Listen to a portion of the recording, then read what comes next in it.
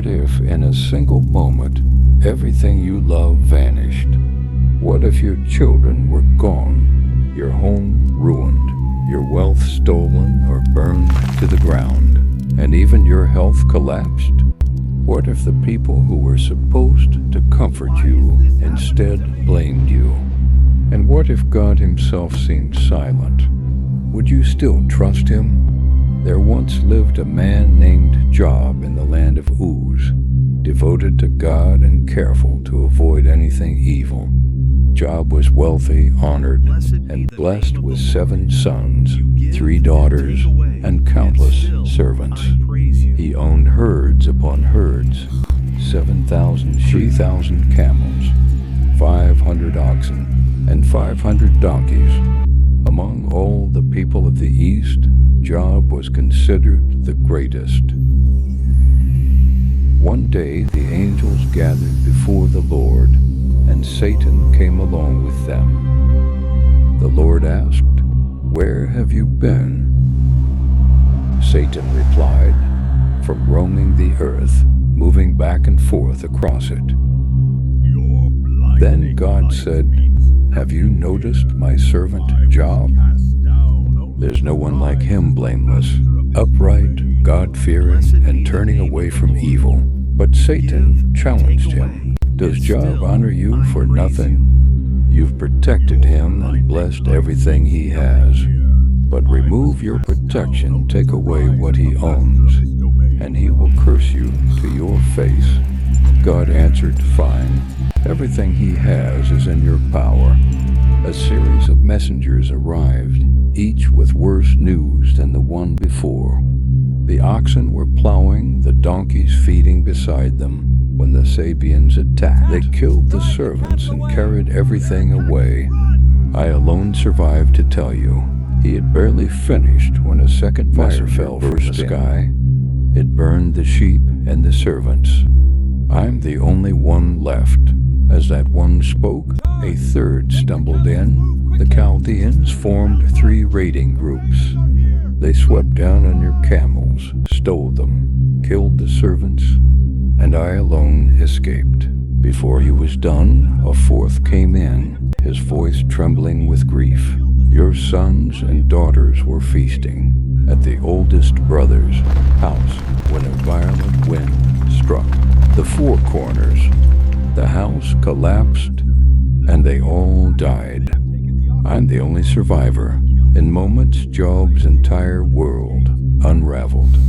His wealth destroyed, his household shattered, his children gone. Job rose to his feet, tore his robe, and shaved his head in mourning.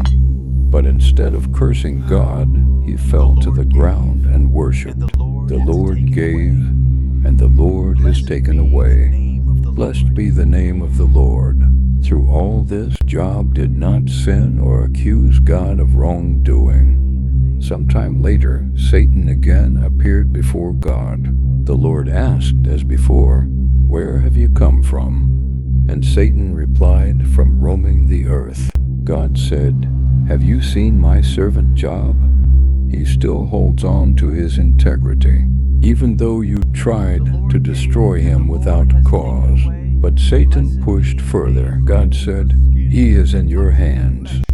Only spare his life." Satan then struck Job with unbearable suffering, painful boils and burning sores, from the crown of his head to the soles of his feet.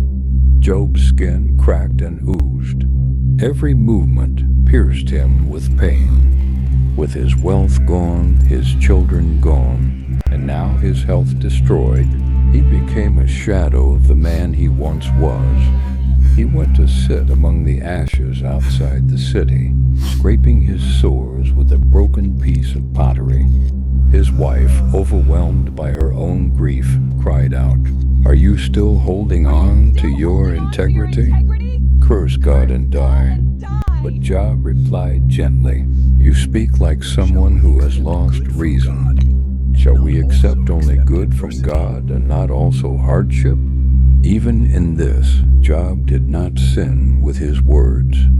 When Job's 3 friends, Eliphaz, Bildad and Zophar heard of his suffering, they traveled to comfort him.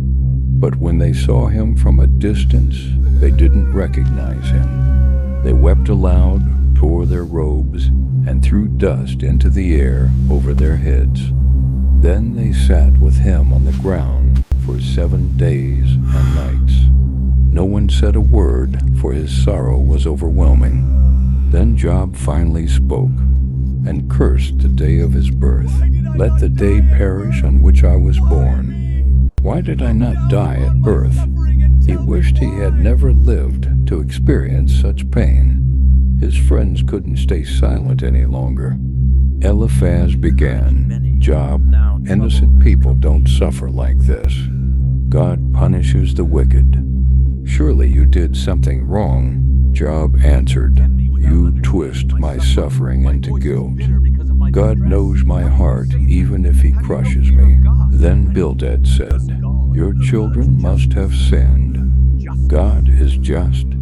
If you were pure, he would help you. Job cried out, you insult the dead and mock my pain. If only God would answer me, but he is silent while I waste away.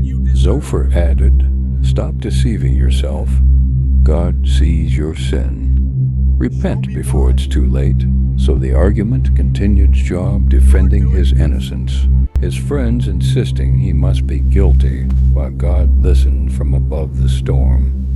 Then, after the endless silence, the tears, and the debates, God spoke. From within a whirlwind, the Lord answered Job, who is this that darkens my counsel without knowledge? Prepare yourself like a man, I will question you, and you will answer me.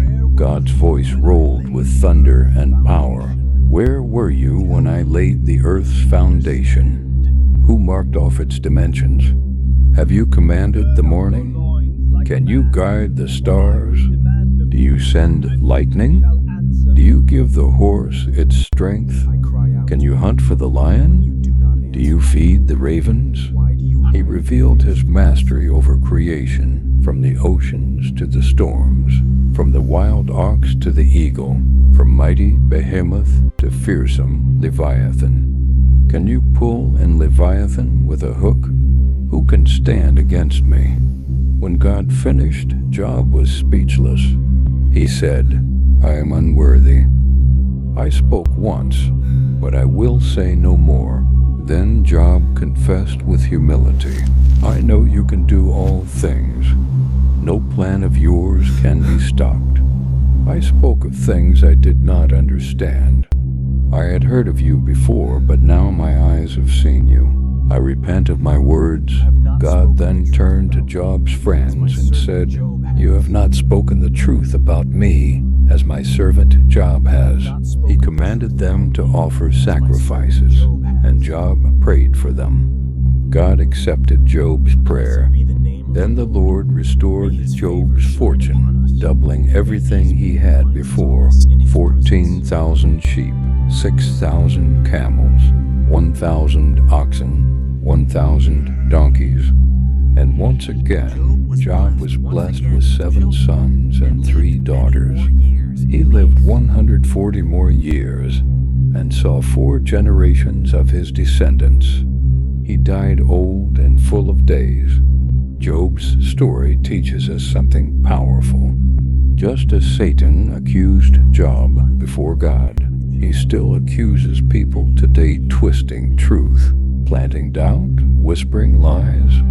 But Jesus stands as our defender, not our accuser. Through him, the power of every lie is broken. Faith in God does not mean a life without hardship. We will face storms we don't understand. But God's wisdom is far greater than ours, and his love is deeper than our pain. And in his perfect timing, he restores, heals, and brings new joy. May Job's journey remind you that you are never alone, and God's love is greater than any storm you face. Kindly subscribe to grow our channel. May the good Lord bless you.